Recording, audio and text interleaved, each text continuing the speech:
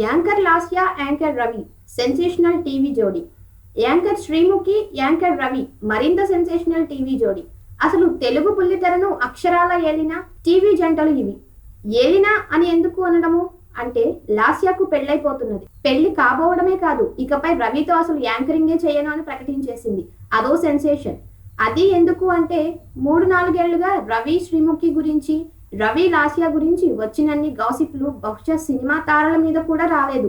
పాపం సెట్లన్నీ ఏమైపోవాలి ఇప్పుడు. అందుకే అంటున్నది సెన్సేషనల్ ప్రకటన అని. సరే సరే ఎలాగూ పెళ్లి చేసుకోబోతున్నాను కదా అని లాస్య మరో బాంబు పేల్చేసింది రవి మీద. అదేమిటంటే, నాకు పరిచయమైన ఏడాదికి రవికి పెళ్ళైపోయింది. ఎహే, రకరకాల లవ్ అఫైర్స్ పుట్టించారు నా మీద. ఓ పెళ్ళైన వాడితో నాకు ప్రేమ ఏమిటి అని ఓ బాంబు కాదు, ఓ మందు పాత్ర పేల్చేసింది. నిన్న మొన్నటి దాకా కూడా రవి ఇంకా తనకు పెళ్లి కాలేదని, త్వరలో చేసుకోబోతున్నాను అని ఏదో ఇంకా బ్యాచులర్ కలర్ ఇస్తుంటే లాస్య ఇలా గుట్టురట్టు చేసేయడం సెన్సేషనే కదా. అబ్బే, టీవీ యాంకర్లపై ఇంత పెద్ద వార్త అవసరమా అని త్వరపడి ఏదో వ్యాఖ్య చేసేయకండి. ఎందుకంటే ఈ రోజు ప్రతి తెలుగు కుటుంబం గుర్తుపట్టి అభిమానించే యాంకర్లు వాళ్ళు. సహజంగానే వారిపై, వారి వార్తలపై ఆసక్తి ఎక్కువ.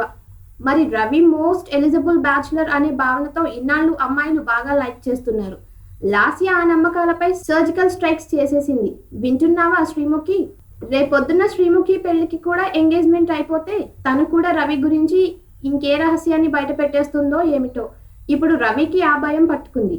రవి పిల్లలు ఎక్కడ చదువుతున్నారు, వాళ్ళ పేర్లతో సహా శ్రీముఖి బయట పెట్టేసి వీలుంది.